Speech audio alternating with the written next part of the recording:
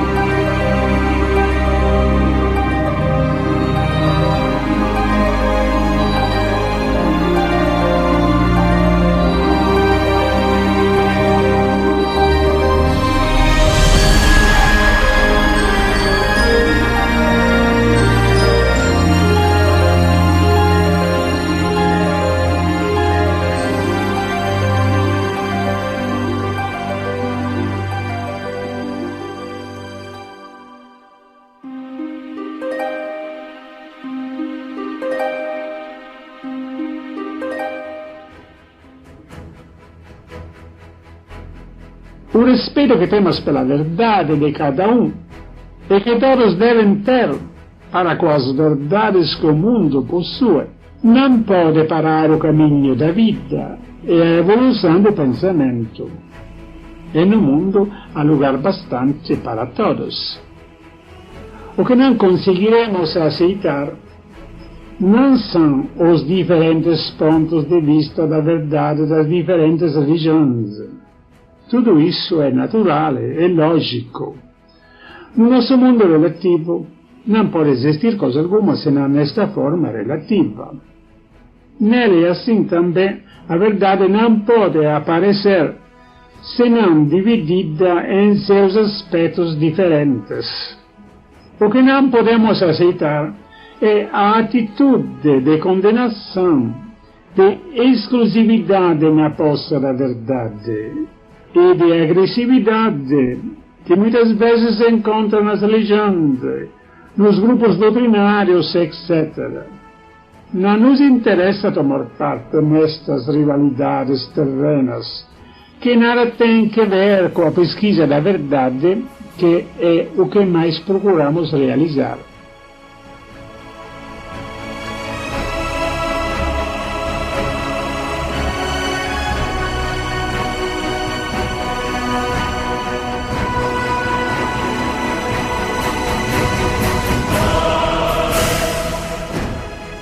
E hoje faremos o estudo do capítulo número 23, intitulado A Conquista do Poder e a Justiça Social, da obra A Lei de Deus, do professor Pietro Baldi.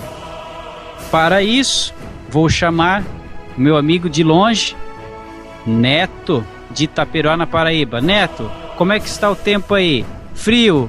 Chuva? Como é que tá aí? Diz aí. Olá pessoal, aqui tá complicado, mas a lei nos ajuda. Aqui é muita seca e a água se acabando, né? Passando dificuldade de água. Mas eu quero chamar para participar junto conosco um cara que vai falar a verdade para vocês, o nosso amigo Guilherme de Barros. Ô meus amigos do Portal Pensar, um grande abraço. Alegria estar aqui nesse trabalho maravilhoso sobre a Lei de Deus. Se Deus quiser, vamos dar continuidade, né? Na sequência aí de alguns livros do Baldi. E você pensa daí que nós pensamos de cá. Um grande abraço e vou convidar a amiga Elemara, lá de Porto Alegre. Um beijo, querida. Oi, Guilherme, um beijo. Neto, aí tá seca e aqui não para de chover, Neto. E aqui algumas cidades em estado de emergência e calamidade por causa das chuvas. Mas a lei vai nos ajudar, com certeza. E eu quero chamar aqui a nossa amiga, a voz, a Gi de Porto Alegre. Oi, Gi, boa noite. Oi, Eli. Oi, pessoal. Muito bom estar aqui novamente nessa noite de estudos, em que nós vamos estudar o capítulo 23. Então, bom estudo a todos. Vamos lá.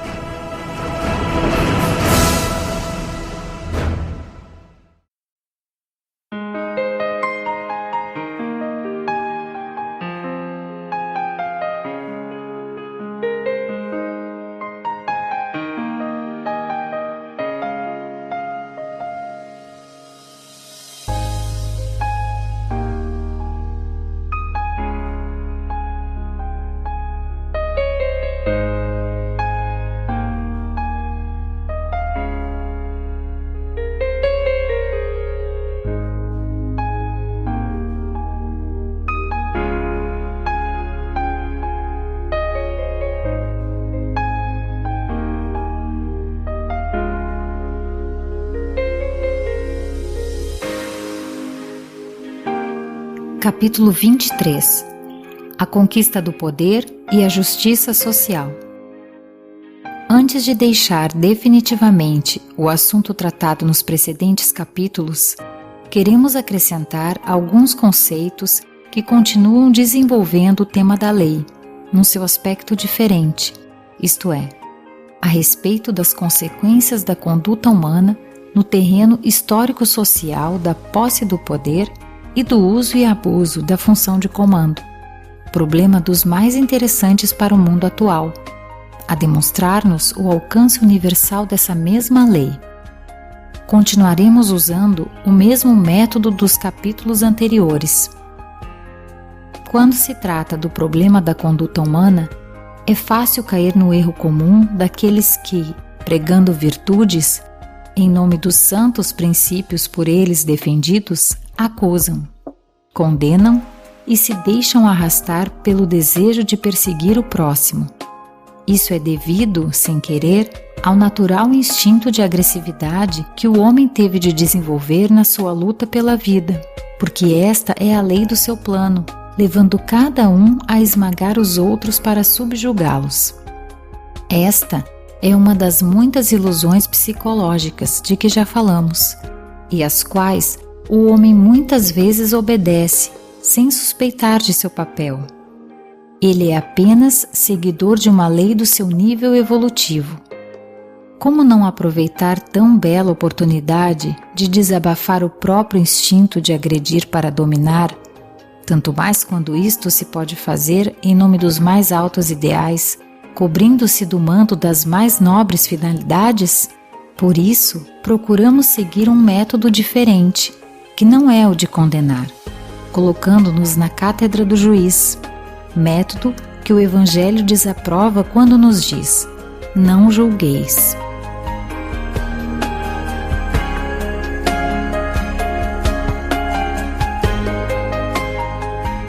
Eu queria só comentar, porque hoje assistindo um dos cursos do IBIS, aliás é um curso até mais antigo, acho que de 2013, sobre constelações psíquicas, a parte 2 do curso, o último episódio. O Maurício Crispim, ele nos lembra que já em 2013 já havia muitos fiscais, que ele chamou de fiscais da genitália alheia. E é interessante a gente observar que no campo do julgamento, né, a gente se aproveita, por exemplo, do Evangelho para ditar normas de conduta para as outras pessoas em todas as áreas. E a gente vê isso muito acontecendo, por exemplo, no campo da sexualidade. Hoje é corriqueiro, e a gente vê isso até no Congresso, né, definições do que é ou do que não é família, julgamento entre pessoas do mesmo gênero. Então, assim, essa parte de não julgamento, ela é muito delicada, e a gente, em qualquer momento, a gente entra realmente nesse campo, e muitas vezes nos colocando no sentido de defender princípios morais, defender uma ética tal ou qual, a gente se coloca no campo do julgamento. Então, realmente, se posicionar sem julgamento, aceitando diferenças e observando a psicologia do ser humano de uma maneira absolutamente isenta de julgamento não é fácil. Perfeito, Guilherme. E é isso que o Baldi coloca quando ele expõe para nós como se fosse um psicólogo, né? Como é que nós, né, vamos perder a oportunidade de desabafar e nos escondermos atrás de um manto e aproveitar essa oportunidade para julgar? É por isso que ele apresenta um método diferente. E agora, fazendo lembrança aí do querido professor Maurício Crispim, Maurício, se estivesse aqui, eu acho que ia perguntar assim para nós: qual é a ilusão psicológica que você está vivendo hoje, hein? Tom, Guilherme, Neto, Elemara, amigo ouvinte? Será que é aquela ilusão que você vem sustentando e alimentando da agressividade, da subjugação, da hegemonia da sua religião, a ilusão psicológica da posse de um bem de consumo? Então é uma parte que o professor ele apresenta para nós e está intimamente ligada a essa ilusão psicológica de julgar, por exemplo, né? Quem somos nós, que estado evolutivo que nós nos encontramos para nos colocarmos na posição de juízes, não é verdade? Yoton, você sabe que nesse sentido aí, até no próximo parágrafo, ele vai falar assim: cada um é dono de si mesmo e de fazer algo de sua preferência. A nosso posicionamento de julgar mostra e ratifica a teoria da queda do Ubaldi, em que a gente não só é dono de nós mesmos, como querendo ser donos da verdade e da verdade do outro. E esse campo de luta em que a gente se coloca mostra a nossa necessidade de dominação em relação ao outro, que é um dos preceitos da queda, ou seja, o ego, cada um querendo ser o centro da verdade, ao invés de colocar o centro em Deus. Nós queremos ser o centro da verdade e nos colocamos a nossa verdade, ou a verdade do nosso grupo, acima da liberdade dos demais. Isso aí simplesmente vem mostrar que a teoria da queda é completamente verdadeira e domina a nossa psicologia.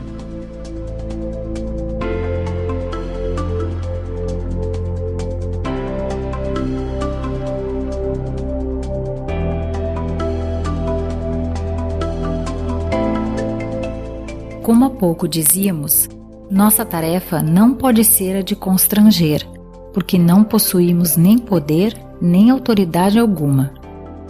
Temos, antes de tudo, de respeitar a liberdade dos outros. Cada um é dono de si mesmo e de fazer algo de sua preferência.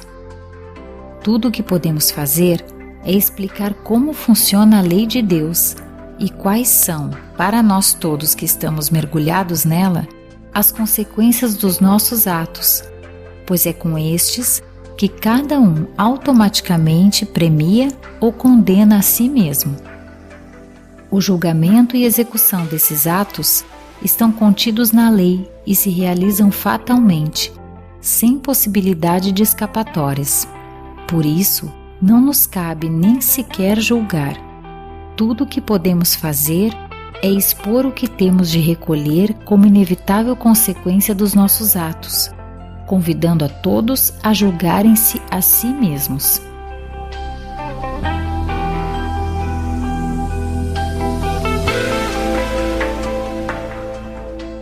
Então, meus amigos, observem como o Guilherme ressaltou que cada um é dono de si mesmo, mas, baseado nisso, o professor apresenta que as consequências dos nossos atos, conforme a maneira com que eu vou me posicionar, que eu vou me movimentar nesta nossa realidade, ela vai ou me premiar ou vai me condenar. E ela vai se realizar, a lei, ela vai se realizar fatalmente e não tem escapatória. A lei é atemporal. Interessante isso aí, hein? Tom, você sabe que me veio uma analogia assim, até meio pueril, mas eu imaginei assim, como que se comporta um indivíduo evoluído nesse estágio. E me veio uma analogia de um refrigerante, eu não sei se vocês vão acreditar, mas imagina quando a gente abre um refrigerante e coloca ele no copo. E vocês já ficaram observando aquelas bolinhas que vão se formando no fundo do copo e sobem em direção ao alto do copo e ali elas se desprendem. E eu fiquei imaginando que o indivíduo que cuida da própria vida, ao invés de ficar julgando os outros e cuidando da vida alheia, ele se torna leve e ele vai deixando aquele meio naturalmente. Ou seja, ele vai se transformando e ele se torna leve e ele vai naturalmente saindo daquele meio. Da mesma maneira, quando você tem que introduzir um indivíduo mais evoluído no meio dos outros menos evoluídos, ele vai agir como um gás dentro de um líquido mesmo, de maneira explosiva, vai causar agitação, não tem outra forma de ser, né? Então ele vai se expandir naquele meio ali e naturalmente, à medida que ele sobe e se desprende daquele meio, ele vai deixando o líquido agitado. E é meio assim que as coisas funcionam. Cuidar da própria vida é ascender espiritualmente.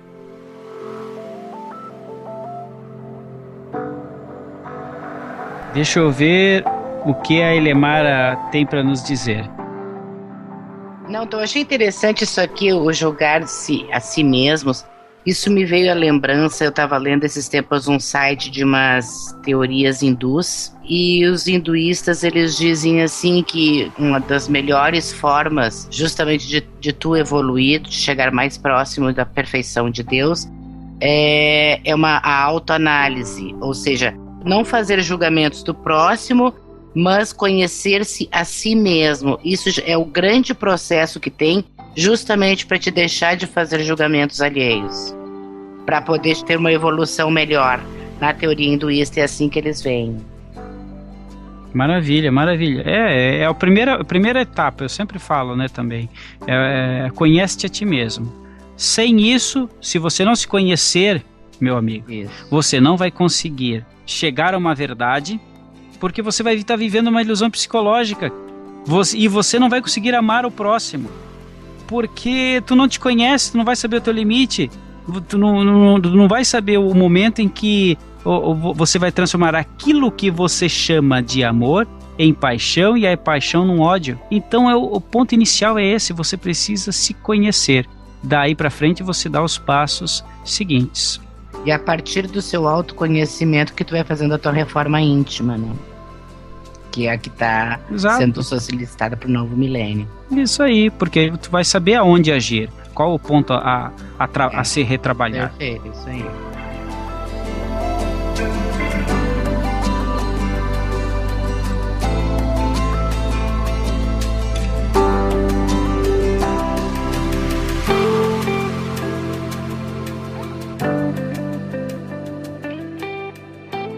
Como já foi explicado anteriormente nos capítulos 17, 18 e outros deste volume, a lei deixa o homem, ainda não evoluído bastante, lutar para chegar ao poder, concedendo-lhe a possibilidade de funcionar com a sua psicologia egocêntrica, a qual lhe permite acreditar que a conquista do poder significa, antes de tudo, uma vantagem para si.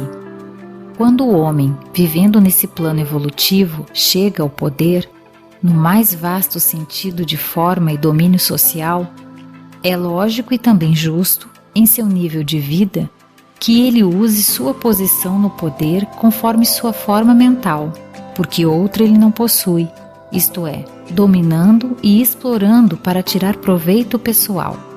Esta é a forma mais involuída usada pelos poderosos, correspondente ao estado primitivo, seja do chefe, seja dos seus subordinados.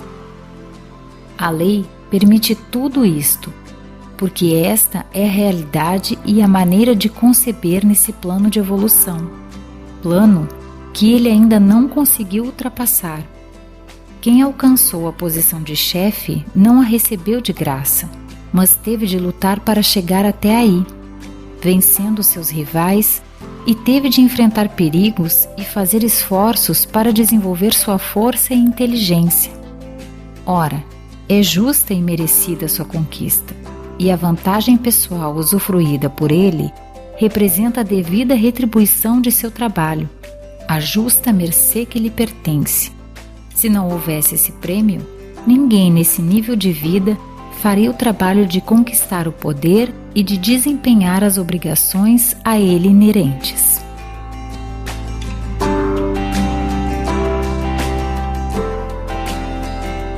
Observem, meus amigos, a maneira lúcida, clara, transparente e justa com que o Baldi apresenta este parágrafo. Neto, suas considerações, por favor.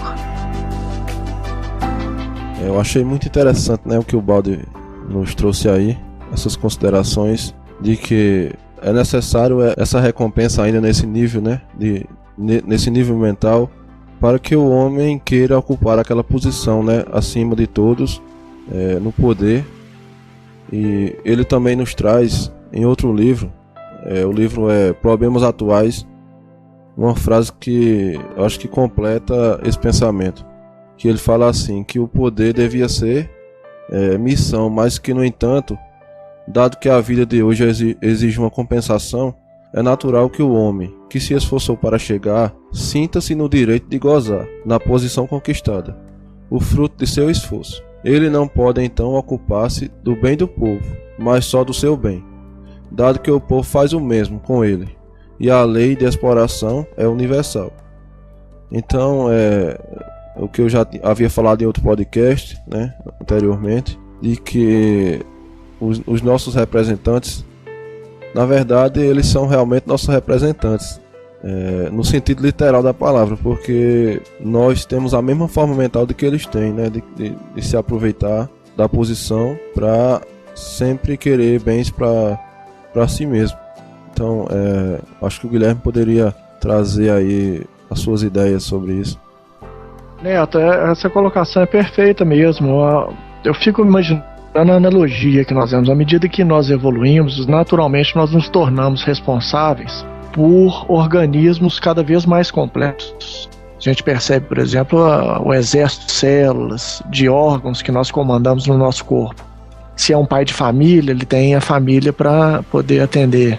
E ele pode ser síndico de um prédio, ou seja, um político responsável, um chefe de empresa. Qualquer que seja o cargo, ele sempre vai ter algum nível de poder, seja no próprio corpo, seja dentro da família, responsável por alguma coisa. Eu acho que todo ser humano, praticamente, ele é chamado em algum momento a servir a outros.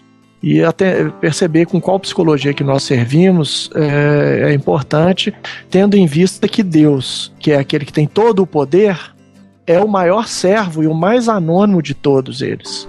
Então, servir com muito interesse no coletivo, atender às necessidades dos demais, isso foi algo que Jesus demonstrou o tempo inteiro. Aquele que quiser ser o maior, que se faça o menor. Veja só, o que o Neto colocou, realmente, Guilherme, concordo contigo, é muitíssimo interessante. Olha o contexto que nós vivemos, que nós estamos agora, né? Tudo que se fala, que se comenta, mas olha a visão que o professor coloca à nossa disposição para nós observarmos com maior serenidade e senso de justiça, para que a gente fuja um pouco desta condição mental de revolta. Então, se o determinado ser está numa posição de comando agora, devemos reconhecer o esforço que ele realizou, mas ele não está necessariamente numa condição moral que seja salutar a toda a coletividade. E ele está num plano que é favorável à sua movimentação, mas ainda não da coletividade. Mais à frente, o professor Ubaldi vai colocar o que é que aconteceria se ele estivesse nessa posição que muitos solicitam sem nem saber, sem nunca nem ter experimentado, né? Acontece isso aí também, né? Exatamente. E ele ressalta que aqueles que são servidos, ou seja, um caso de políticos e população, todos querem explorar, a verdade é essa. Né? Os que votam, os que são eleitos, os que votam querem explorar. Então, é sempre com esse objetivo. Então, muitas vezes o político chega lá e fala, olha, a população ela só quer de mim a exploração constante, quer que eu sirva o tempo inteiro sem nunca dar nada em troca. E então eu vou também aplicar a mesma regra, ou seja, eu vou aproveitar o tempo que eu estou aqui para poder legislar em meu próprio benefício, administrar em meu próprio benefício. Então é importante perceber que a filosofia ela é bilateral. Isso. E uma coisa, só para lembrar o ouvinte aí, que nós estamos no penúltimo episódio. Talvez tenhamos aí mais algum especial, estamos em negociação, mas no 24, no último, vai ficar muito claro com os exemplos que o Ubaldi coloca, com as figuras de Luís XIV, 15 e 16, o que aconteceu com cada um, como é que a coletividade respondeu para cada um, de acordo com o modo que cada líder, né, da nossa história se posicionou. Então vale a pena, o último episódio promete bastante aí para fechar todo esse raciocínio aqui.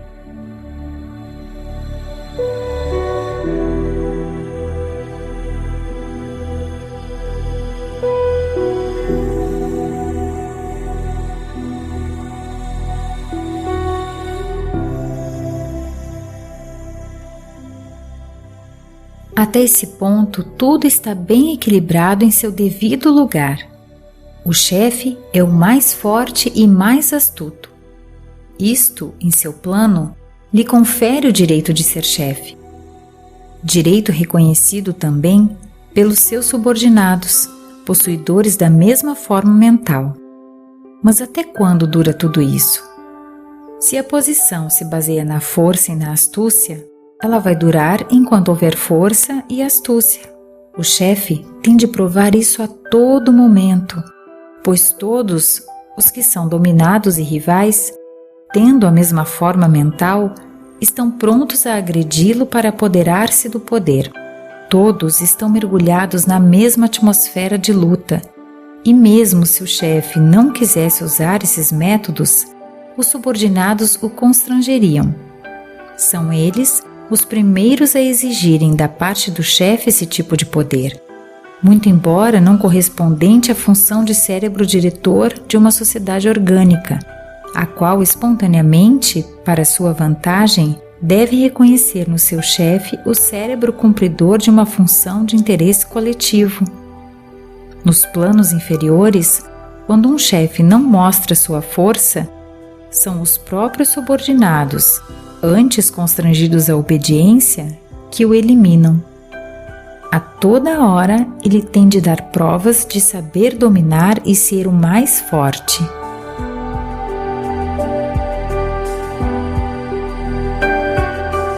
Olha, muito interessante esse parágrafo, né? E com certeza vamos fazer vários comentários, né? Eu queria aqui deixar o meu comentário de que nós somos espíritos que já evoluímos do mineral, passando pelo vegetal, pelo animal, e estamos hoje na qualidade de hominal, né? E no animal a gente percebe que sempre o mais forte é quem domina, né? Então muitas vezes existe a luta, né? A luta física para o animal mais forte, o que vence é o que domina aquele território, né? E a gente vê isso em várias raças de animais. No homem civilizado, a gente já não luta fisicamente, mas psicologicamente podemos fazer a mesma comparação. Apenas evoluímos da maneira de fazer o combate. E quando o Baldo fala aí de que o chefe ele tem que ser dominador, porque os inferiores ou os dominados exigem dele essa posição, na verdade é que todos nós temos o desejo de dominar, né? Todos nós queremos estar na posição maior. Então o chefe ele tem que se mostrar o mais forte, porque senão nós o tomaríamos a sua posição. Ô Neto, vou te falar uma coisa, viu? Isso aí não é só na questão de posição de chefe e subordinado, não. Pega, por exemplo, no mercado. Eu sou liberal em relação ao mercado. Acho que o Estado não deveria participar tanto da vida coletiva, deveria ser um Estado mínimo, e as pessoas deveriam ser educadas para servir umas às outras, e a educação deveria fazer o papel que o Estado tenta fazer à força. Mas tirando essas discussões de ordem econômica e política, se a gente imaginar que o mercado se regula pela concorrência, a concorrência nada mais é do que essa luta pelo poder e pela vitória em cima dos outros participantes, né, daquele mercado específico. E nós defendemos isso, não, tem que ter concorrência. Eu mesmo sou um defensor, mas nós imaginamos a concorrência como algo útil para poder, por exemplo, melhorar produtos e tudo. Sim, se o espírito é indolente, a concorrência às vezes é a única forma de melhorar as coisas. Você haja visto aí serviços que são monopólios, aí a gente vê que a qualidade pega, por exemplo, a telefonia aqui no Brasil. Você tem grupos de poder que tem um monopólio sobre a telefonia e as conexões são horríveis, a qualidade da ligação é péssima, da internet móvel é péssima. Em outros países você não tem isso porque o mercado é muito mais livre, você tem concorrência. Só que nós temos países no mundo em que a cooperação, a ideia do trabalho como um benefício para a sociedade, gera também melhorias constantes. Você pega o Japão, por exemplo, em que a cultura voltada para o trabalho é completamente diferente. Então há uma evolução constante desses processos sociais, no sentido de que as pessoas vão cada vez mais voltadas para servir aos demais, vão montando estruturas sociais cada vez mais complexas, mais salutares, mais harmoniosas. E a gente vê isso acontecendo o tempo todo. Aqui a luta pelo poder no mercado, por exemplo, também traduz isso. Se você não é forte o suficiente e não mostra a sua força no mercado, outro vem e te engole. Às vezes com práticas nada salutares, nada honrosas, né? Ah, muito bom, ó. O Guilherme agora tá mostrando o viés do lado mercadológico, né? Eu tava raciocinando até agora com o quadro político. Só para te dar um exemplo bem prático, porque eu passei por isso. Eu desenvolvi um equipamento e desenvolvi aqui em Belo Horizonte uma metodologia de trabalho de ganha-ganha, com um produto específico em que a gente doava uma parte para instituições assistenciais, uma parte ficava com aqueles que eram os meus clientes e uma parte conosco, nós prestando o serviço. Aí, logo depois de um tempo, quando o serviço se tornou mais popular aqui na cidade, surgiu um concorrente. Eu tinha o pedido de patente do equipamento, mas aqui você sabe como é que as coisas andam lentas nesse processo, né? E eu fiquei assim, no primeiro momento, o meu sócio falou assim, nós temos que entrar na justiça contra esse concorrente. Aí eu fiquei naquela situação assim, não, sabe, não vamos brigar não, deixa pra lá, e fui deixando. Ele foi ganhando espaço, se tornou forte. O que aconteceu no final? Ele destruiu o mercado, eu perdi grande parte dos meus clientes, ele ganhou uma parte, mas não ganhou de maneira sustentável, porque ele foi atrás de receber uma vantagem mais imediata. Então, ou seja, no final todo mundo perdeu, as instituições perderam, os clientes perderam porque perderam o serviço de uma certa maneira, nós perdemos espaço, ele ganhou algum espaço, mas não conseguiu de maneira sustentável. Então é um retrato perfeito de como é que funciona isso. Se você não mostra as garras de imediato e não avança sobre o outro com ferocidade, ele mesmo te destrói. Então é muito difícil, às vezes, você perseverar realmente aplicando a lógica do evangelho. Mas que fique claro, Guilherme, você se revoltou? Não se revoltou. Exatamente, porque se você está atento à lei, Cairton, a própria natureza vai te abrindo outras portas aonde você vai poder, com uma psicologia nova, ser útil. É como se deixasse o seguinte, deixa para quem quebra pedra, deixa as pessoas mais rudes quebrarem pedras, umas às outras. A violência você deixa para os violentos. E você vai se tornando útil. Eu lembro daquela assim, o escândalo tem que vir, mas ai daquele porque vem o escândalo, né? À medida que a gente vai se tornando mais sutil, um pouco menos feroz, você vai encontrando posições sociais e que exijam menos ferocidade. Maravilha, Guilherme, muito bom. Elemara, por gentileza. Eu queria aproveitar esse gancho do Guilherme, que muito bom teu exemplo, Gui, da concorrência, que eu também sou liberal, né? E a concorrência, tu só vê o pessoal ganhando na astúcia. É uma coisa impressionante, colocam preços lá embaixo, tudo, coisas que eles não vão conseguir depois, se ganharem, sustentar isso daí. Ficou muito claro, esse teu caso aí, Guilherme, foi assim, maravilhoso, evoca bem esse parágrafo desse capítulo 23 aqui. E aqui uma coisa interessante que me caiu uma ficha também, gente, é o seguinte, que a prepotência e a arrogância são fundamentais para que haja evolução também. Com base nesse capítulo, a gente vê que aqueles chefes prepotentes e arrogantes depois vão dando espaço a outros e assim vai aquela roda viva até e fazendo tudo isso andar em evolução. Excelente. Vou ressaltar aqui que o professor Baldi, ele coloca a pergunta, né? E até quando vai durar tudo isso? Amigo, vai durar enquanto você, eu, todos nós estivermos mergulhados nessa mesma atmosfera de luta. Que ele coloca, todos estão mergulhados na atmosfera de luta.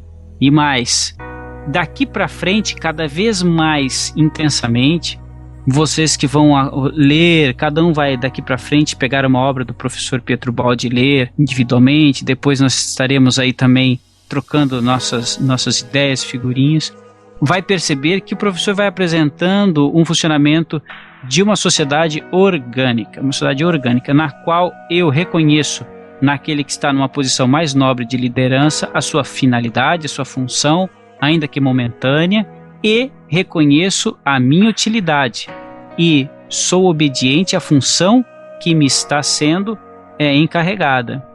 E reconheço a importância de ter alguém como um cérebro. Então vejam, é um funcionamento orgânico, isso aos poucos, quanto mais a gente vai lendo o Baldi, mais nós vamos compreendendo e percebendo que essa realmente vai ser a postura do homem do terceiro milênio. Ô Tom, eu gostaria só de lembrar, eu tenho alguns amigos aqui políticos e eles tinham um ideal, né, antes do cargo político, e depois que eles conseguiram assumir esse cargo político, eles mudaram. Então eu pergunto, mas você não pensava desse jeito, desse modo e fazer isso e aquilo? Aí eles falam, não, Neto, lá depois que você entra, o sistema, se você não for dessa maneira, desse jeito, eles te jogam fora. Então é preciso você, se adaptar àquele sistema. Então é o que o Baldi fala aí, né? Sim, Neto, você já ouviu isso aí, eu já ouvi de uns quantos, realmente é alguma coisa que realmente está chegando num ponto, acho, de pico, né? E tudo que chega num ápice, a tendência agora é um tombo, né? É um tombo, isso aí a gente já viu lá atrás, para que haja um novo ciclo. Eu acho que está se aproximando desse novo ciclo aí, acho eu.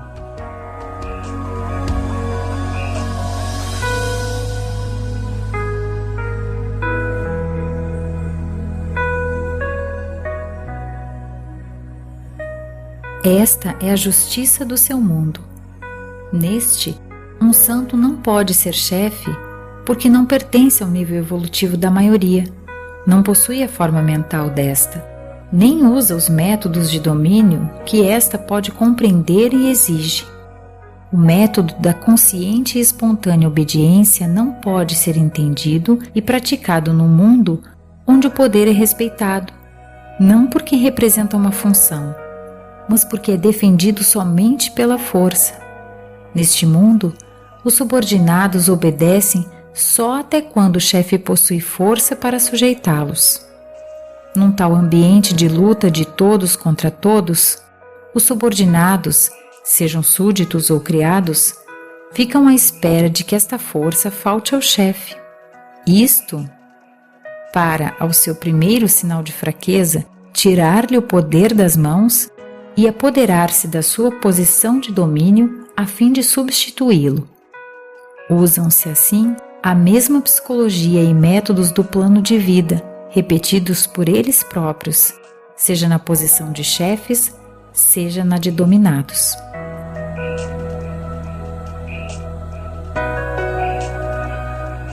Então, eu estou percebendo a impossibilidade, vejam só, é uma impossibilidade de que um ser de uma elevada moral venha nos comandar neste momento. É uma impossibilidade, porque nós praticamente iríamos o devorar.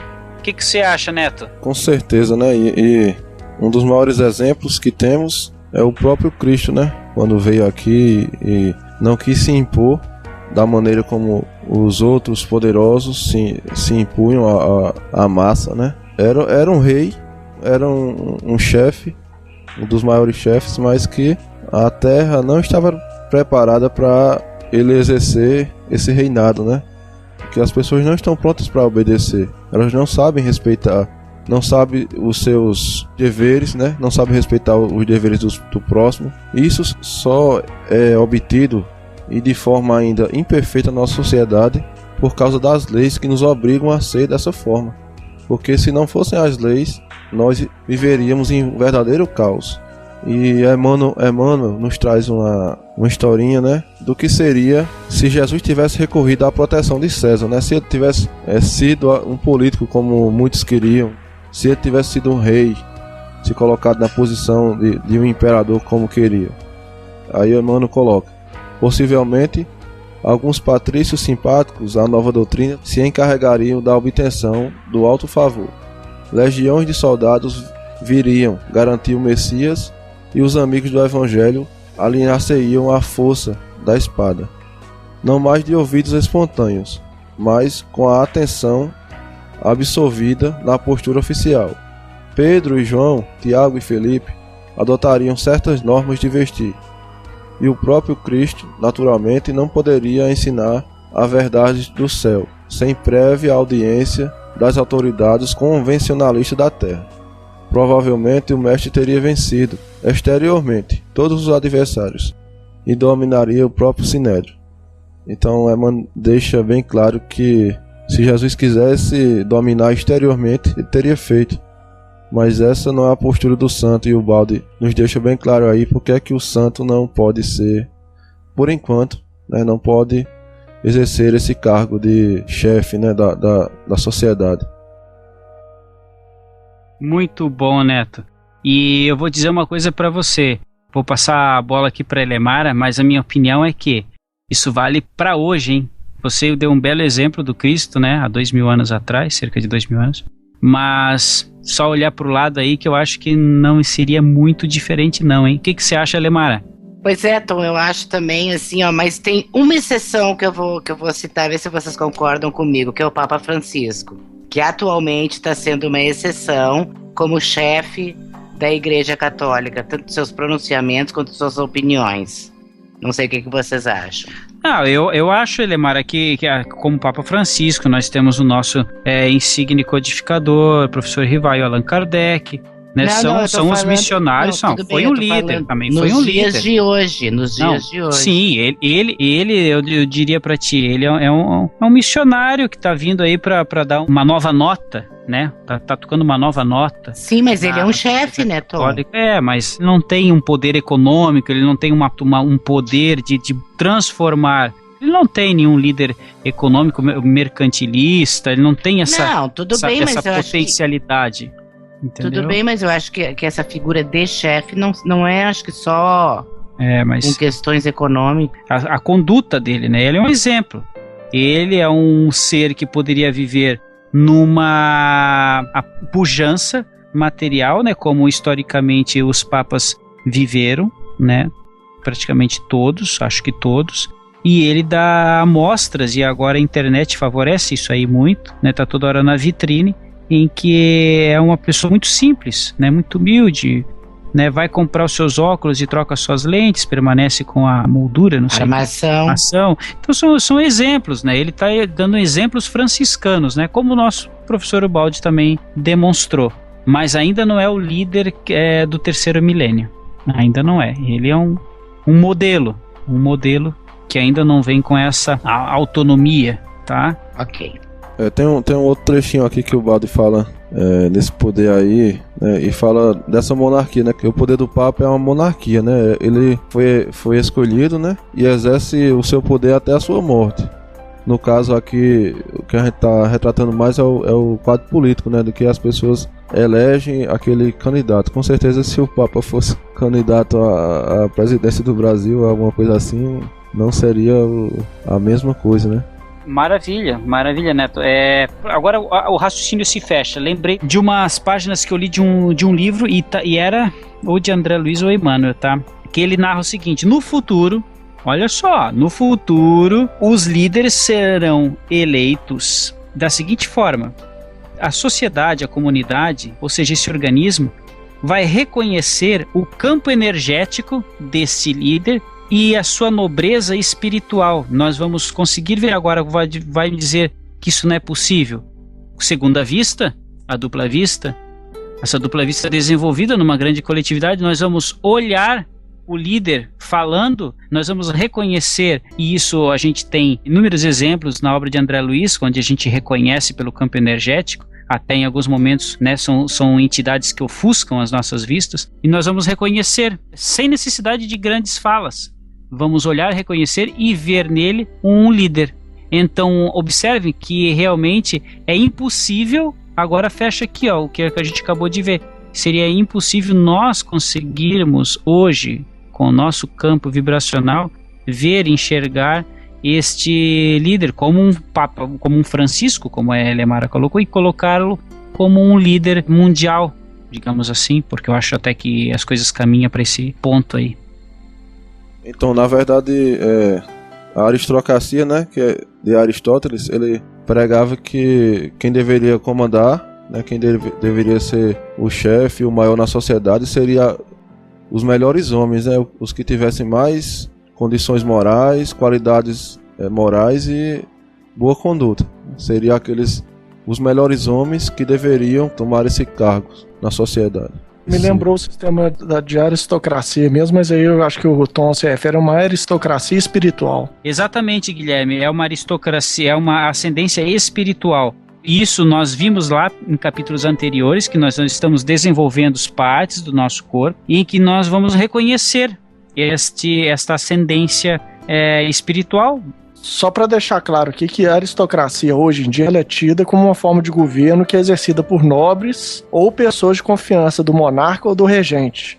Não é esse tipo de aristocracia que a gente está falando, né? Não. É a aristocracia espiritual, no sentido de aqueles que têm os melhores atributos morais, intelectuais, éticos, para poder comandar e serem exemplo e comandarem com habilidade, sabedoria e bom senso.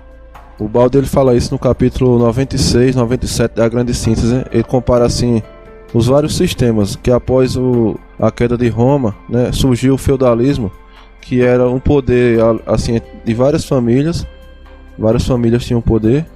Depois esse poder foi concentrado na mão do mais forte. Aí foi a monarquia. Depois, essa monarquia se tornou uma tirania. Então, os governantes estavam explorando e se decidiu se converter na aristocracia. Ainda se restringia a um centro, um só. E na situação que nós estamos agora, né, o Estado, em que ele vai falar lá na grande síntese, lá na frente, que o poder ele se expandiu para todas as pessoas e cada pessoa deve ter seu lugar na sociedade e no estado de organismo, né, cada um fazendo sua função. A função do chefe é a do cérebro e a função das pessoas é a função de células. Então todos devem trabalhar para o crescimento em conjunto da sociedade. Isso só se cumprirá perfeitamente no futuro, como o Tom fala aí. Só para corrigir um negócio aqui, viu, Neto? O sistema defendido por Platão na República é a sofocracia, que é um sistema político baseado no governo dos homens sábios. É um sistema político que ele defende baseado na instauração de uma sociedade com educação bem rígida e outros elementos aí que ele defende. Tem um nome, mas eu não estou conseguindo lembrar, mas eu não sei se é aristocracia especificamente, mas tem um nome aí para esse tipo de governo das pessoas sábias e habilidosas, enfim. É um problema antigo esse aí. Platão já discutia isso.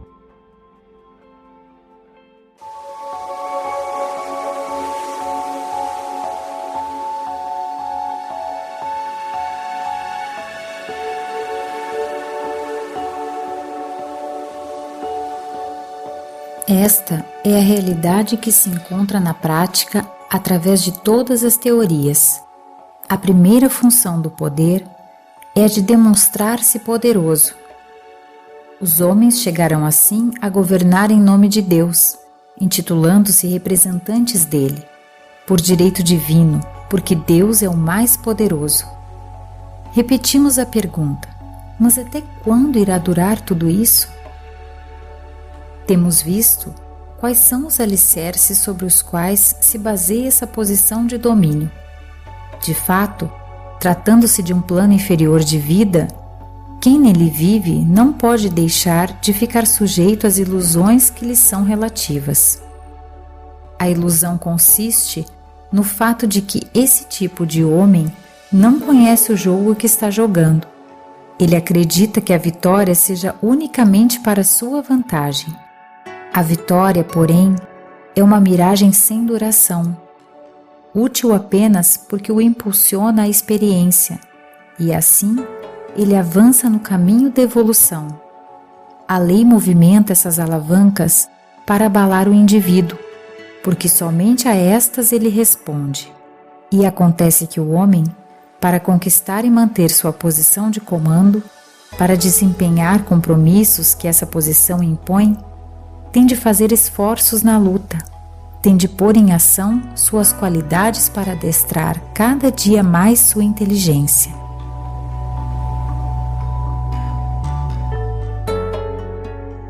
Amigos, vejam que são dois momentos que ocorrem nesse parágrafo. No primeiro, em que o Bode chama a atenção para um momento até histórico, até dos dias atuais, né? Vemos nações que se embandeiram nessa questão ao dizer que governam em nome de Deus, numa ilusão psicológica que vivem, porque não demonstram por seus atos. Então eles se colocam nessa posição, já que Deus é mais poderoso, governamos em nome de Deus, e vivem essa ilusão psicológica. Mas que ainda assim, aí vem o segundo momento do parágrafo, e isso é algo que vai impulsionar a experiência no vasto caminho evolutivo. Isso é o ponto que eu gostaria de chamar a atenção aqui.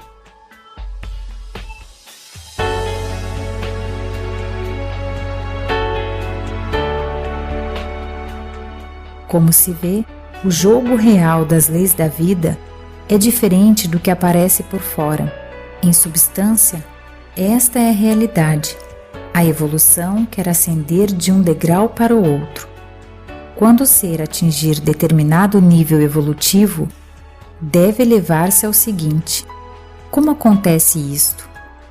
Nesse degrau superior, a posição de chefe não pode existir para sua vantagem pessoal, mas justifica-se apenas enquanto se torna função de utilidade coletiva, missão social. Para o chefe involuído, isso é inconcebível. Se às vezes ele chega a sustentar essa ideia, tudo não passa de palavras em que ele não acredita, de astúcia para dominar melhor. Este é o tipo do príncipe, de Maquiavel. E ele não pode deixar de aprender a nova lição, tal como a evolução exige. Mas quem vai ensinar-lhe? Vejam, amigos, que o Bald coloca que num degrau superior, a posição de chefe, ela deixa de existir apenas para uma vantagem pessoal que eu citei lá atrás. Mas agora ela só vai existir se cumprir a utilidade de função coletiva, que o Bald chama em missão social. E isso o Bald também aborda numa de suas obras, essa missão social.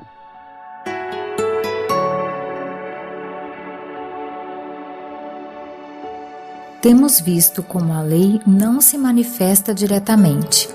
Neste caso, ele intervém encarregando desta tarefa outros elementos a funcionarem como seus instrumentos. Vejamos o que acontece então.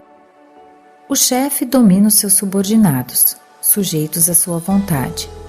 É lógico, enquanto existam ovelhas inexperientes, sem conhecimento, precisando de pastores, estes aparecem para dirigi-las. Mas é lógico também que neste nível eles apareçam para explorá-las. Isto continuará acontecendo enquanto as ovelhas necessitarem de pastores. Mas aqueles que ficaram dependentes, possuindo a mesma forma mental, estão ansiosos por imitar seu chefe. Ficam olhando o que ele faz, que eles bem compreendem, mesmo porque o peso da exploração escravizadora é duro. Entretanto, o sofrimento vai desenvolvendo a inteligência deles. A opressão do chefe se transforma para eles numa escola, na qual os reduzidos à obediência vão estudando para chegar aos mesmos resultados de vantagem atingidos por quem os domina, aprendendo nessa escola a usar os mesmos métodos do sucesso, os da força e astúcia. Amigo, Tom. Essa parte é muito interessante, né, Guilherme? Não, aqui ó, só pra... eu vou até usar a mesma história que eu contei pra vocês que aconteceu comigo. E o que foi que tirou do mercado aquele que me copiou? O que vocês acham que tirou ele do mercado? Alguém que copiou a ele e a mim e passou a vender ainda mais barato do que ele. E foi melhor, mais astuto que ele. Foi mais astuto do que ele, exatamente. Então a força ela vai se desgastando. E à medida que a força física se desgasta, surge a astúcia. Quando a astúcia se desgasta, surge o homem maduro espiritualmente. É nada mais natural, ou seja, o guerreiro, ele para de matar porque ele fala assim, a qualquer hora eu posso receber uma espadada aqui pelas costas. Então do guerreiro nasce o imperador, que vai comandar os exércitos, e a primeira coisa que ele faz é montar um exército pessoal para protegê-lo da violência. Porque a qualquer momento aí ele morre envenenado. Aí é o parente dele que mata para assumir o poder. E aí a astúcia dele, por fim, se cansa também e percebe que não adianta, né?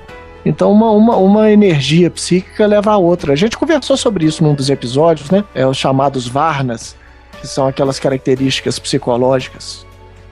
Guilherme, me diz uma coisa, quando esse outro concorrente tomou lugar do concorrente que te tirou da jogada, tu pensou como a lei estava reagindo?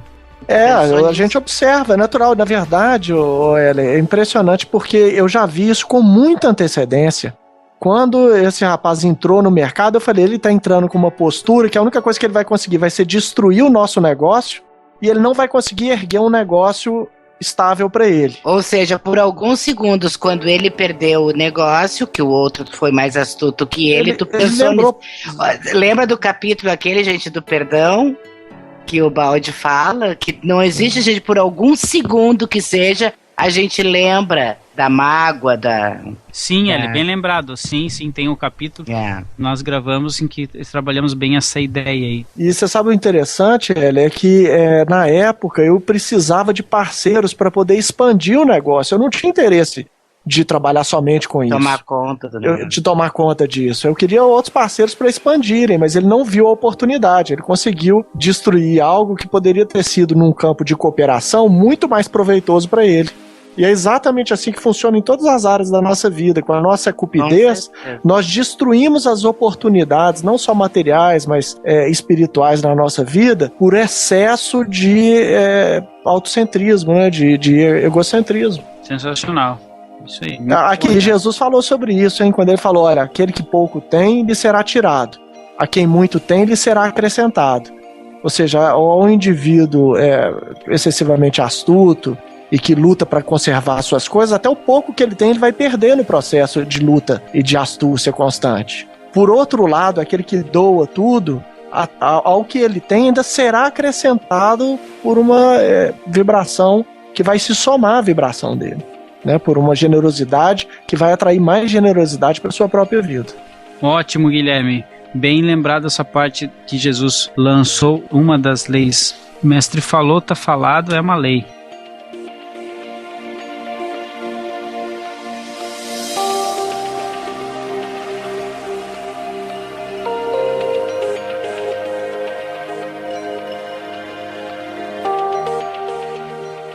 Assim, os subordinados ficam cheios de inveja e cobiça, esperando o momento de fraqueza do chefe e qualquer oportunidade que os favoreça para agredi-lo com força e traí-lo com astúcia. O próprio chefe não pode estar isento das consequências do seu método. Não pode deixar de ficar sujeito às leis do sistema usado por ele, as do plano de vida onde todos vivem, chefe e subordinados. Os comandados estão sempre olhando os defeitos e erros do chefe para tirar proveito, usufruir vantagem, com o objetivo de furtar-lhe os frutos de sua vitória e, por sua vez, vencer, substituindo-no na tão almejada posição de domínio. Os que tiveram de obedecer tudo isso aprenderam na escola do chefe. Agora eles vão ensinar ao mestre. Observaram o suficiente e acabaram por se dar conta do que se acha atrás dos bastidores das bonitas teorias do domínio em nome de Deus, do direito, da justiça, para o bem do povo e do progresso do mundo, etc. E por muito andarem nesse caminho, descobriram uma verdade diferente, a da luta pela vida, na qual o mais forte vence para atender ao seu interesse, posição aberta a qualquer um, logo que dê prova de ser o mais forte.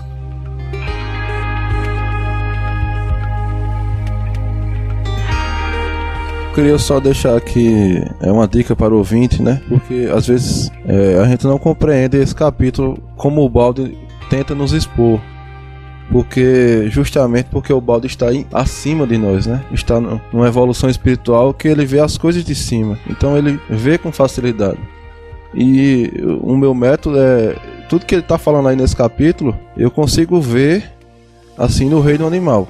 Eu consigo ver a luta dos animais dessa forma, assim, utilizando a luta pelo poder. Então o ouvinte pode, se não compreender, pode fazer como eu estou fazendo, né? Porque eu ainda, de certa maneira, ainda estou inserido, com certeza, nesse sistema do mundo e a gente precisa fazer um esforço para poder compreender o que o Ubaldo quer nos passar. E a gente tem que subir espiritualmente, olhar de cima para a gente poder entender o que ele está nos passando. Eu queria só deixar isso aí, uma dica para os ouvintes. Muito bem lembrado, Neto. Essa sua dica ela vale ouro, né? É necessário que nós tenhamos uma condição mental, uma abertura mental para que possamos sorver do cálice deixado pelo professor Ubaldi e que tiremos um bom proveito disso aí. Com certeza a gente vai ser muito feliz à medida que formos aí avançando nas leituras, né, e vivendo a luz do Evangelho do Cristo. As obras do professor Ubaldi, elas nos ajudam a realizar um mergulho em inúmeras questões que antes nós não tínhamos subsídios para fazer esse mergulho tão seguro, como o professor Ubaldi nos mostra.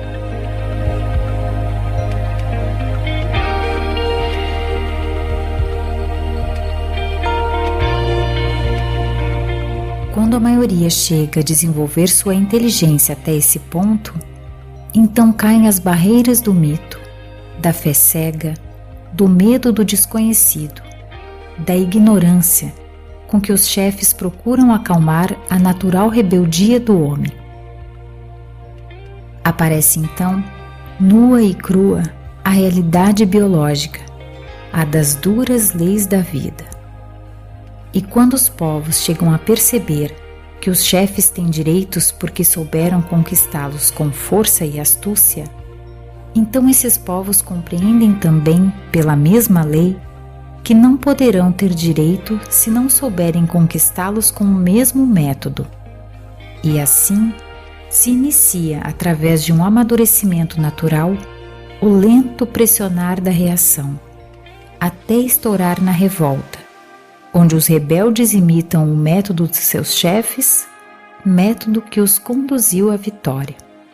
Podemos ver, desta maneira, como a lei automaticamente realiza sua justiça, utilizando elementos diferentes, colaborando todos para o mesmo objetivo, a evolução comum. Assim, se a opressão dos chefes gera dor nos que a eles estão sujeitos, nestes ela acorda a inteligência que os fará vencedores. Assim, a posição de dominantes e dominados é posição percorrida por todos, para que todos aprendam na mesma escola a mesma lição. Esclareceremos ainda melhor estes conceitos com exemplos no capítulo seguinte.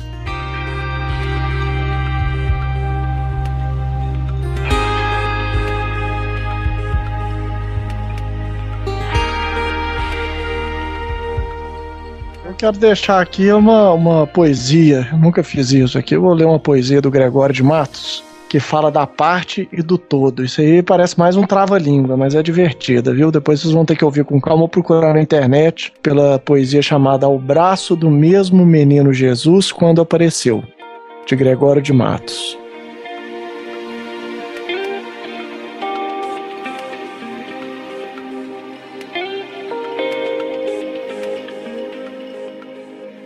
O todo sem a parte não é todo. A parte sem o todo não é parte. Mas se a parte o faz todo sendo parte, não se diga que é parte sendo todo. Em todo o sacramento está Deus todo, e todo assiste inteiro em qualquer parte. E feito em partes, todo em toda a parte, em qualquer parte sempre fica o todo. O braço de Jesus não seja parte, pois que feito Jesus em partes todo, assiste cada parte em sua parte. Não se sabendo parte deste todo, um braço que lhe acharam sendo parte, nos disse as partes todas deste todo.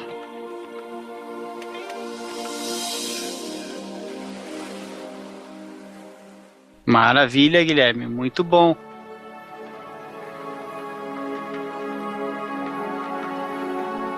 Ok, Guilherme, foi muito boa essa poesia, né? E ela combina com o trechinho do Pietro Ubaldi lá do início, que ele fala das divisões, e fala da verdade e fala do todo. Então, chegamos ao final do nosso episódio 23 do Ubaldi Pod, um episódio que foi bastante interessante, né? Com vários questionamentos e contribuições de todos. Ficamos aqui gratos pela audiência, a você que está nos ouvindo, e aguardamos você no próximo episódio, né, o capítulo 24, o último capítulo do livro A Lei de Deus. Esperamos que os ouvintes tenham gostado, né, de estar conosco até agora, e caminhamos para a conclusão desse nosso projeto, o Ubaldi Pod, que irá continuar com certeza, trazendo agora outro livro do Pietro Ubaldi, sempre nesse mesmo tom, nesse mesmo ambiente de fraternidade, né? Que o Ubaldi Pod nos traz bastante energias gratificantes. Sempre quando a gente termina de ouvir, sempre está renovado. É assim que acontece comigo. Apesar de eu editar os episódios, eu sempre ouço novamente, porque quando você está ouvindo sem estar editando, a sensação é outra. E eu deixei para o final os recadinhos, agora vamos aos nossos recadinhos.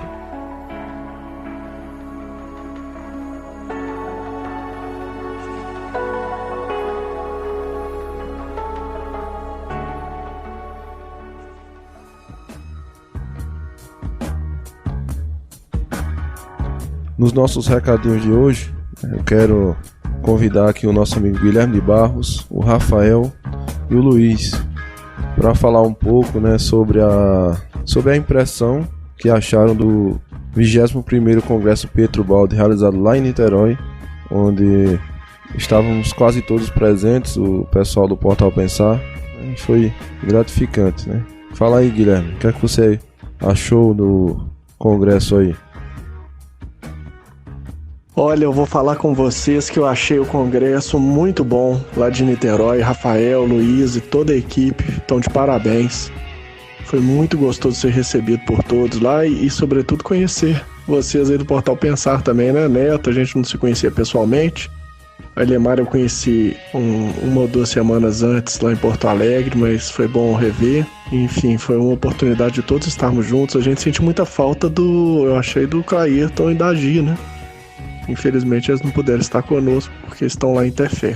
Mas o congresso foi incrível, o lugar é muito lindo, né? Essa atmosfera do Rio, ainda mais para o mineiro que gosta de praia, é muito bom. E a gente tem notícia boa, mas não sei eu que vou dar não. Quero que vocês falem aí onde é que vai ser o próximo congresso Pietro Baldi em 2017. Com certeza, Guilherme, foi muito bom mesmo. E encontrar com essa galera do Portal Pensar foi gratificante para mim. Mas vamos também chamar aqui o Rafa. Fala aí, Rafa. Meus amigos e amigas, nós queremos agradecer profundamente a presença de todos no 21º Congresso Nacional Pietro Baldi, que realizamos aqui em Niterói, porque foi realmente um congresso do coração, um congresso em que a fraternidade foi a nota marcante de todo o evento. Então tivemos a presença aí de 48 cidades espalhadas pelo Brasil e também presença de amigos do exterior, de Portugal e da Itália, que também participaram e nos abraçaram. A Teca, a nossa querida amiga do Centro Cultural Pietro Baldi da Itália, teve uma participação especial fazendo a abertura do 2º dia do evento. Então foi um congresso variado em cultura, em arte, em música, em conhecimento, em filosofia, em religião, em ciência.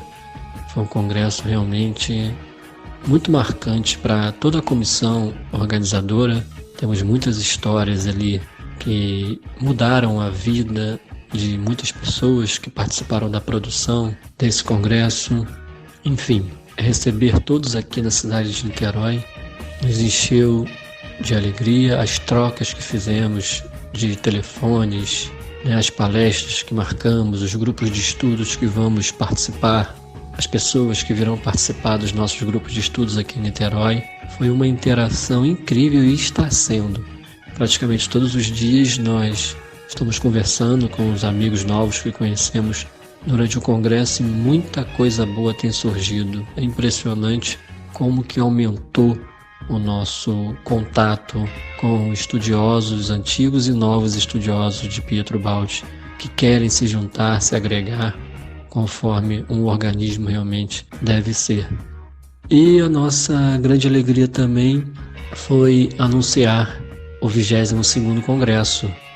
E para 2 corações que amamos muito, que tanto nos ajudaram e nos ajudam no estudo e divulgação das obras de Pietro Baldi, que é o casal Gilson Freire e Sônia Freire, esses 2 amigos de Belo Horizonte, Minas Gerais.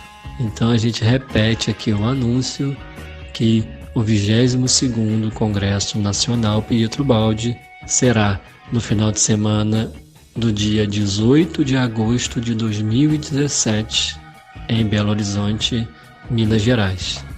Então é isso, meus amigos. A gratidão é imensa a todos novamente.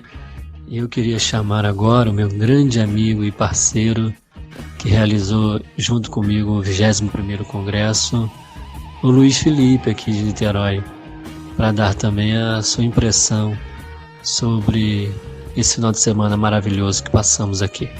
Um grande abraço. Valeu, Rafa.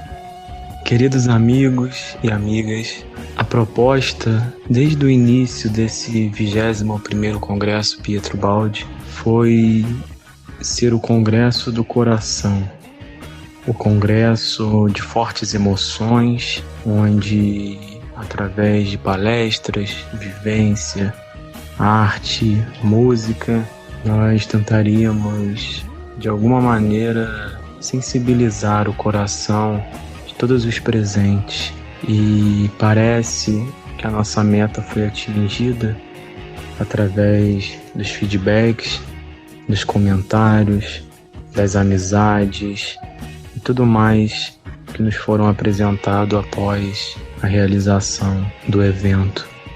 E eu só tenho a agradecer ao meu irmão Rafael e a toda a equipe que realizou esse congresso, praticamente todos integrantes do CELNIT, que é o Centro de Estudos Ubaldianos da cidade de Niterói, que funciona quase todo sábado.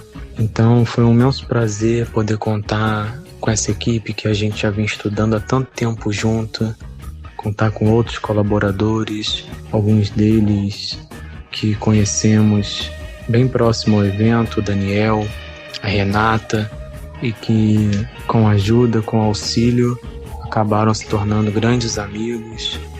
Enfim, agradecer a todos que vieram de fora do estado do Rio de Janeiro, onde tivemos a oportunidade de buscá-los nos aeroportos, nas rodoviárias, e foi uma imensa alegria, um imenso prazer receber todos. E agora fica a saudade, fica a experiência e a vontade de que o 22º Congresso lá em Minas, lá em Belo Horizonte, chegue o quanto antes, para a gente poder rever os amigos e poder novamente se emocionar com toda a experiência em cima da obra de Pietro Baldi. É isso aí, meus amigos. Fiquem em paz. E até 2017, no Congresso de Minas Gerais. Ok, Luiz. Ficamos gratos pelas vossas impressões e rumo ao Congresso 2017 lá em Minas Gerais, o 22º Congresso. Se Deus quiser vai ser ótimo também, maravilhoso igual esse foi. E também quero deixar aqui um alô para a nossa ouvinte que eu encontrei lá no Congresso Pietro Baldi, a Dona Regina, lá de Niterói. Ela falou que é uma fanzona aí do Baldi Pod e que fica contando as horas e os dias para que saia um novo episódio.